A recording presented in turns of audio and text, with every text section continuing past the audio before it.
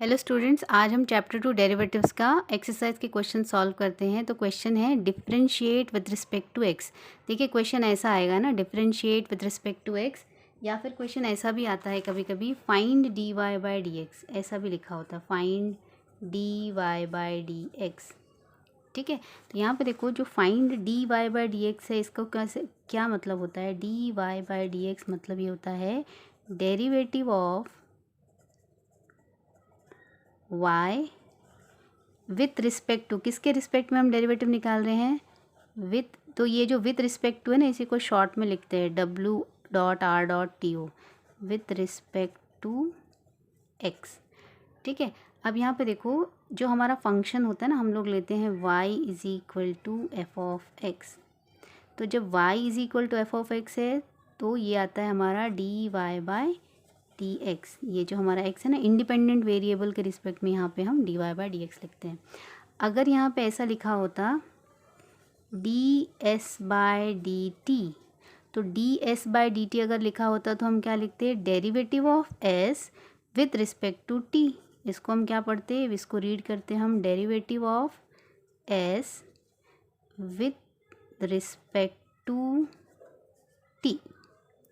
ठीक है, तो इस तरीके से d y by d x का मतलब होता है derivative of y with respect to x। इसको फुल मतलब इसका जो मीनिंग है मैं वो बता रही हूँ, और इसको रीड करते हैं हम लोग d y by d x.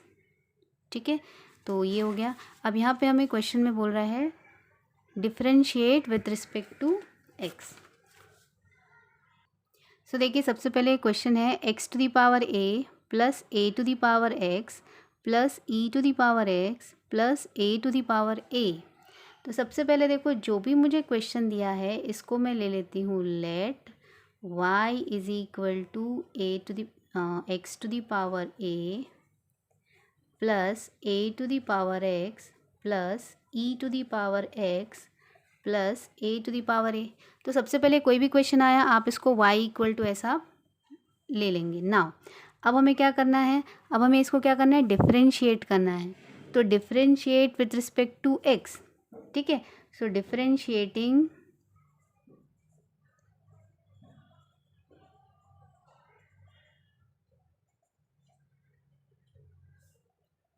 With respect to x, किसको डिफरेंशिएट कर रहे हैं हम लोग, y को।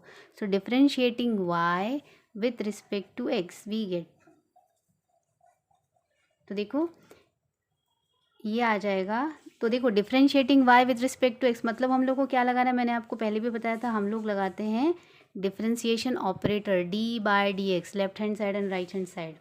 आप चाहो तो ये पूरा ये जो लाइन है ये आप स्किप कर सकते हो, बट जस्ट आपको समझ में आएगा इसलिए मैंने लिखा है। ये लिखना कुछ कंपलसरी नहीं है, just you have to apply this differentiation operator d by d x with y. अब यही ऑपरेटर हम राइट हैंड साइड भी अप्लाई करेंगे, क्योंकि यही वो ऑपरेटर है जो हमें बताता है कि फंक्शन को डिफरेंशिएट कर रहे हैं हम। यहाँ पे अप्लाई कर देते हैं x to the power a plus a to the power x plus e to the power x plus a to the power a। Now देखिए अभी मैंने इस पूरा का पूरा जो मेरा राइट साइड का जो क्वेश्चन के सारे टर्म्स मैंने commonly D by d x apply कर दिया। अब हम क्या करेंगे, हर एक टर्म के साथ ऐसे डी बाई डी एक्स को क्या करेंगे, अप्लाई करेंगे।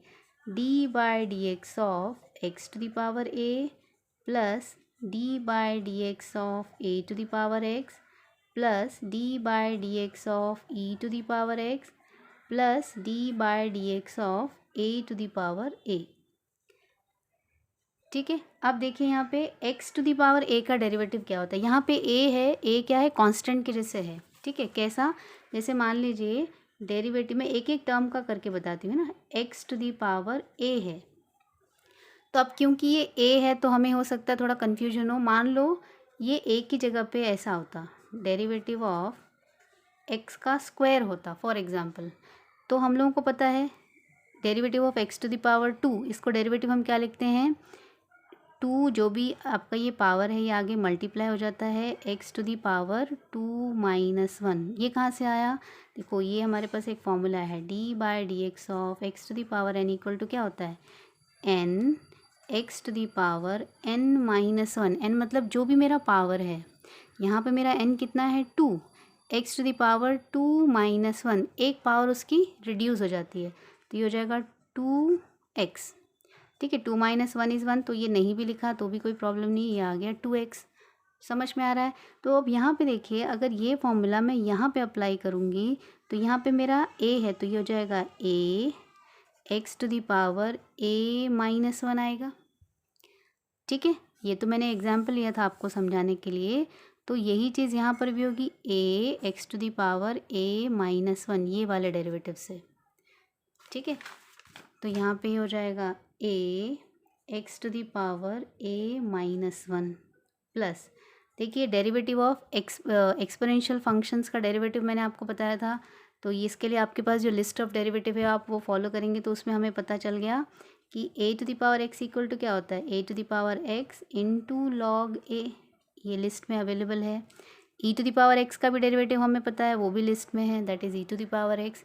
नाउ देखिए a⁴a मतलब क्या, मैंने आपको बोला था a क्या है, यहाँ पे कांस्टेंट के जैसे एक्ट कर रहा है ना, तो a अगर कांस्टेंट है a⁴a तो ये भी कांस्टेंट होगा। मतलब मान लीजिए a मेरा 2 है, सपोज़ a अगर आपका 2 है तो 2⁴2 क्या होगा, अगर a आपका 2 है, 2⁴2 भी क्या होगा, कांस्टेंट ही होगा, मतलब 4 आएगा, बट वो भी क्या है, कांस्टेंट ही है ना।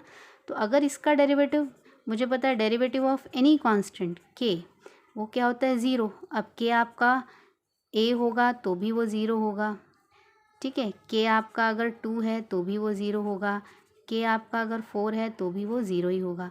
तो यहाँ पे जो डेरिवेटिव ऑफ a⁴a है ये कांस्टेंट है, तो डेरिवेटिव ऑफ a⁴a क्या हो जाएगा, 0। तो यहाँ पे आता है इसका डेरिवेटिव 0। तो इस तरीके से हमें आंसर क्या मिला, dy/dx equal to a⁴a -1 plus a⁴x into log a plus e⁴x। तो इस तरीके से देखिए आप लोगों के पास लिस्ट ऑफ डेरिवेटिव होना चाहिए इनिशियली जब आप क्वेश्चन सॉल्व करते हो, क्योंकि स्टार्टिंग में सारे जो स्टैंडर्ड डेरिवेटिव्स हमें याद नहीं रहते, बट वो लिस्ट आप एक बना के जब भी आप क्वेश्चन सॉल्व करते हो अपने पास रखिए, और जब भी हम क्वेश्चन जैसे हम अप्लाई कर रहे हैं उनको देखते जाओ, और जैसे जैसे हम क्वेश्चंस में वो अप्लाई करते जाएंगे ऑटोमेटिक आपको कई सारे डेरिवेटिव्स याद हो जाएंगे। तो ये क्योंकि फर्स्ट क्वेश्चन था तो मैंने बहुत ज़्यादा डिटेल में बताया है। कुछ स्टेप्स यहाँ पे हम स्किप कर सकते हैं, जैसे ये जो यहाँ पे जो लाइन लिखा है ये लिखना कंपलसरी नहीं है, ये वाली जो लाइन है ये भी आप स्किप कर सकते हो, तो आप डायरेक्ट ये स्टेप भी लिख सकते हैं, ठीक है। सो आई होप आप लोगों को ये सॉल्यूशन समझ में आया होगा। नेक्स्ट वीडियो में हम आगे के क्वेश्चंस कंटिन्यू करेंगे।